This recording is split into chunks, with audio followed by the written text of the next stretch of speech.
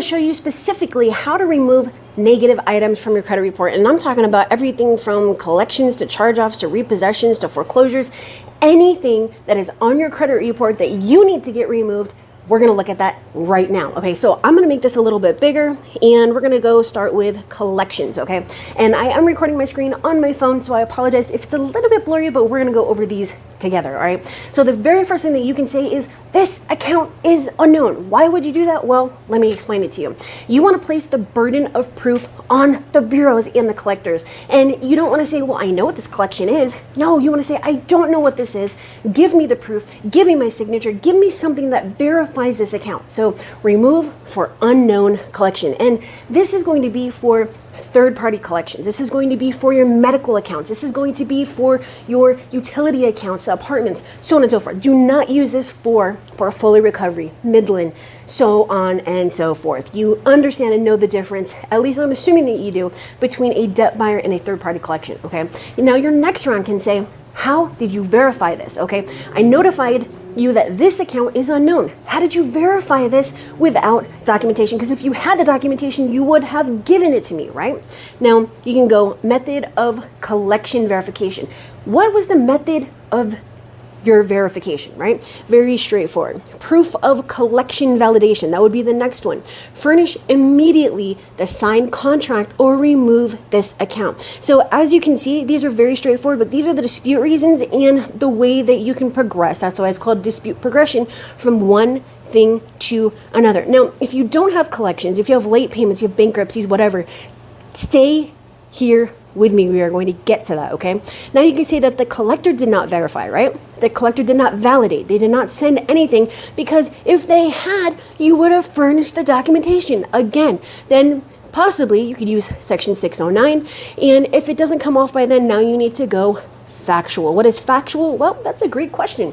You can use the information directly from your credit report, the dates, the balances, so on and so forth, to remove the negative item, right? So in the event of a collection, you can go after date last active. Now let's move over to charge-offs. And I'm gonna, sorry that my hand just went in front of here. We're gonna do charge-offs. So date of last activity. You need to remove this account because there's 3 different dates under the date last active. Remove immediately. Your next round is, how is this account accurate when the date of last activity shows 3 different dates? And I believe that was supposed to be date of last payment, okay? Because we start with, normally at the top of the pyramid, we're going to start with the date last active and then go to date last paid. Now you can go method of verification. Now your reason is not going to be the method of verification. Your letter is going to state method of verification, and then your actual reason is going to be factual.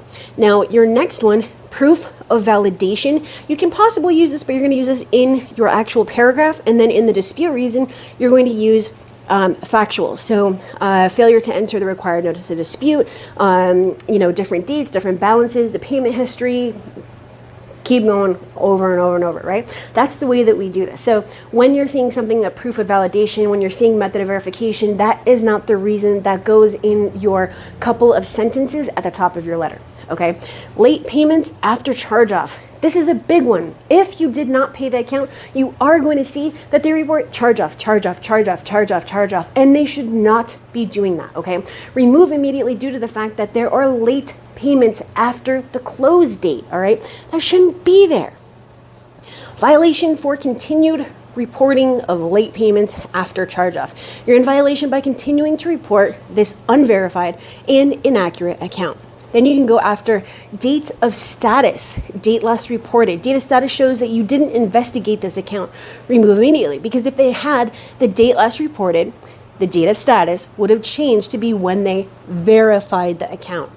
Proof of investigation, independent investigation. Now, if you don't know what that really refers to, if you go back to Cushman versus TransUnion from 1997, congressional opinion was that the bureaus have to go beyond the original source of information to ascertain that the account is correct. And this means doing an independent investigation. So send me proof that you did an independent investigation to begin with. Otherwise, remove this account.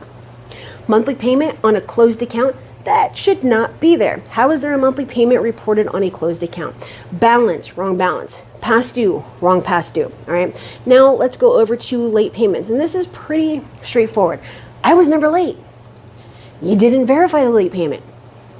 How did you verify the late payment? If you did, then you would have bank records or transaction proof, and you don't. Unless you send me the bank records and transactions and whatever belonging to the actual furniture that would prove when I paid or did not pay on time, then guess what? You need to remove this late payment from my credit report, okay? Proof of investigation, method of verification, proof of validation. Now let's go over to bankruptcy. Court name, filing date, method of bankruptcy verification, proof of validation, copy of petition, failure to verify, correct, or remove. Due to the fact that you failed to verify, correct, or remove, per FCRA regulations and requirements, you need to remove this account immediately. And yes, there is a car going past. Section 603, I did not provide my permission for this account to report on my credit file pursuant to Section 603. You need to remove this immediately. Now, let's go over to judgments and tax liens, and I'm going to make this just a little bit bigger. Okay, filing date inconsistency. I remove all tax liens and judgments mostly with this one reason. Judgment, court name, documentation, plaintiff, failure to provide documentation, proof of judgment investigation. Let's go over to identity theft. Not mine, obviously. Prove it's mine. Where's the documentation to prove it's mine? Creditor, dispute directly with them using the 623 dispute, and then go over to CFPB, AG, BBB, and FTC complaints, proof of investigation for identity theft, proof of verification for identity theft, proof of validation for identity theft, and violation for failure to do all of those. And lastly, we have inquiries. All right, unknown inquiry, obviously. Proof of signature, they're not going to have it.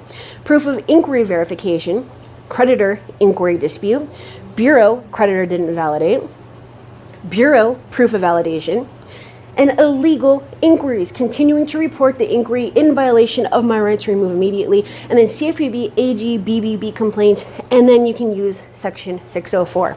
So if you want to see this yourself and go through this, I'm going to post a link, at least I believe I'm going to, down in the description, and you can go check it out yourself. But as far as this goes, this was the dispute progression for dispute reasons, for factual-based disputes, to remove anything from your credit report, collections, foreclosures, repossessions, bankruptcy, collections, so on and so forth.